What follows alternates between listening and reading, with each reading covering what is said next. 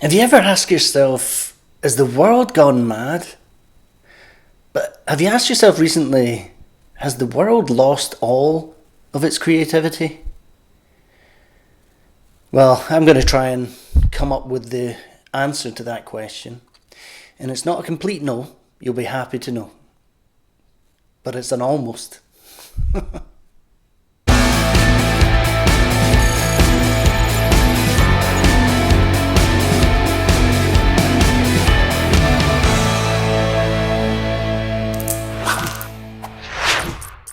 Hi, my name's Scott Naismith. I'm a landscape artist from Scotland. I have been 23 years painting and being in the creative industries, more specifically the visual arts, for 23 years, and it's been tough in the beginning, and then you can break out, but the whole time has involved me working as an independent artist.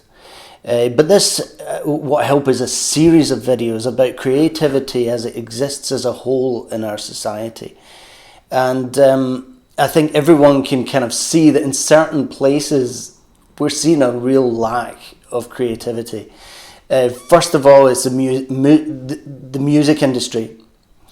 And it's like, who are the new bands coming through? And, headlining major events in festivals is those older bands that really should be not long forgotten about, but they should have their own stage and everything. I'm not saying that's wrong, but it should be the new work coming up. These bands should be in the forefront, just like some of the bands that are still at the forefront of festivals were at the forefront when they were brand new. And it seems that there's something stopping brand new acts, and specifically bands rather than solo artists, coming through when they start. So it's going to be an ongoing discussion, I think, over a series of videos to try and get to the bottom of why that is, not just in that industry but other creative industries as well, and then try and see how that relates to the creative arts and whether something from the creative arts could be realised within the wider creative community. So first of all, is the premise just a figment of my imagination? And we go to the movie industry and you're like, okay, have we got another rehash of the same idea just being retold?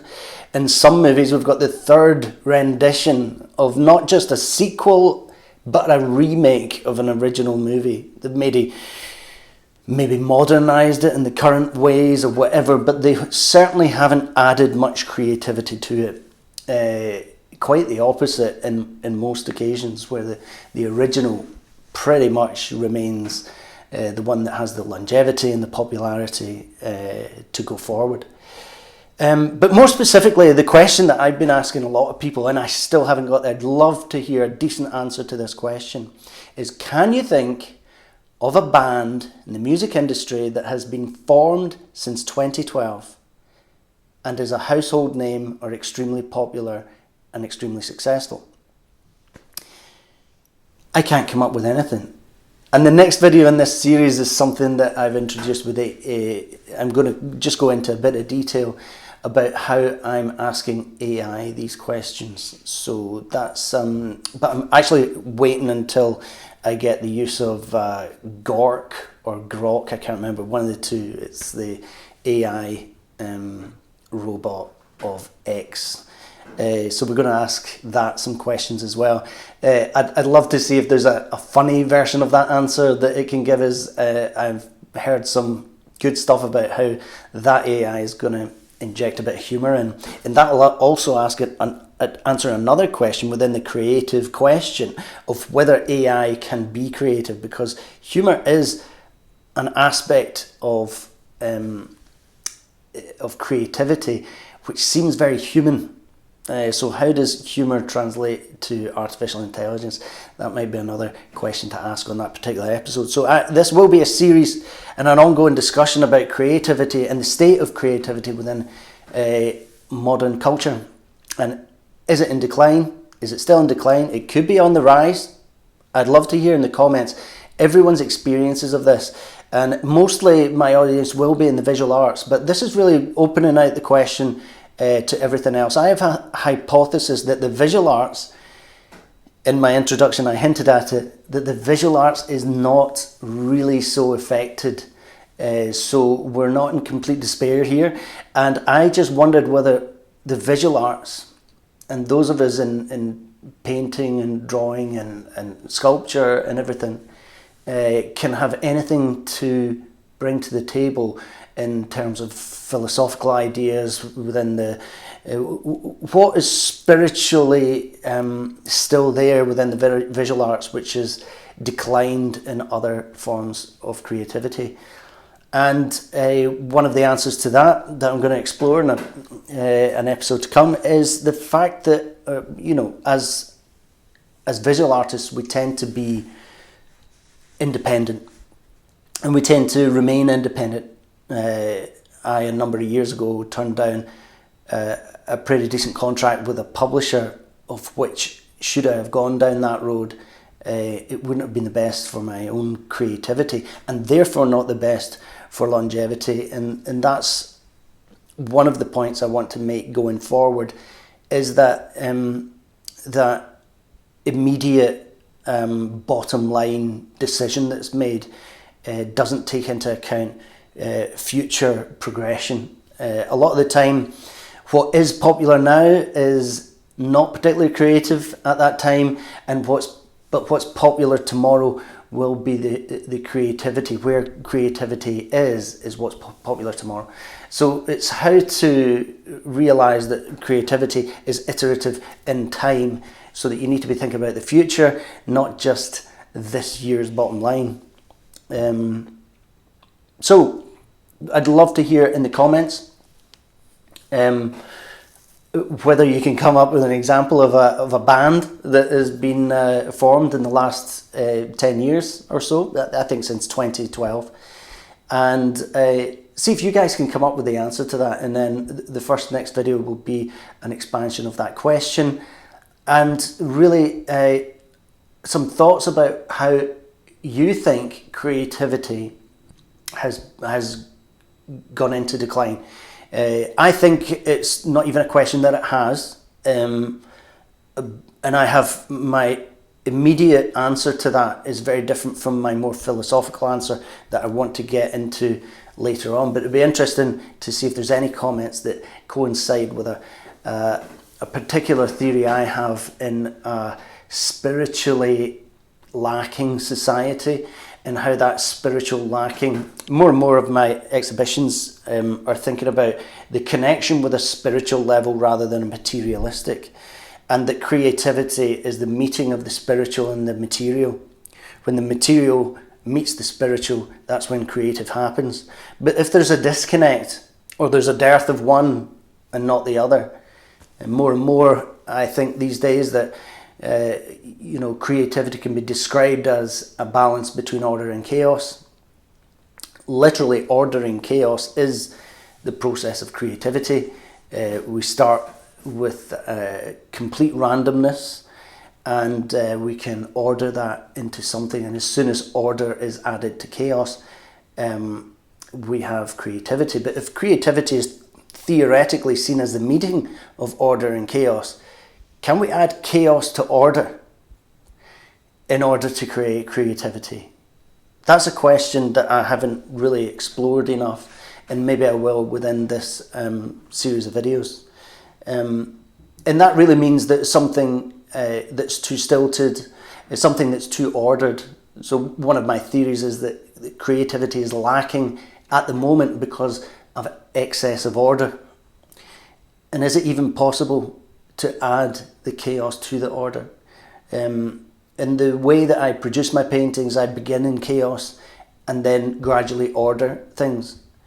But at times it can be too ordered, and chaotic and energetic elements can still be added to the process. But it really is an easier process to order the chaos rather than bring chaos back to order.